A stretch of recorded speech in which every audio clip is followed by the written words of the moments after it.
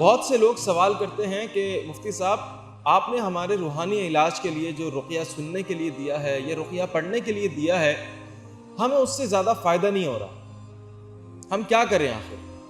آئیے میں آپ کو وجہ بتاتا ہوں کہ اگر رقیہ سے فائدہ نہ ہو رہا ہو، اس کا مطلب یہ ہے کہ آپ کے فرائض کے اندر کوتاہی ہے، آپ نمازوں کے پابند نہیں ہیں۔ فجر رہ جاتی ہے، ظہر پڑھ لیتے ہیں، عصر رہ جاتی ہے، مغرب پڑھ لیتے ہیں، عشاء رہ جاتی ہے۔ اگر آپ چاہتے ہیں کہ رقیہ کا آپ کو زیادہ سے زیادہ فائدہ ہو تو آپ اپنی نمازوں کے اندر پابند ہو جائیے۔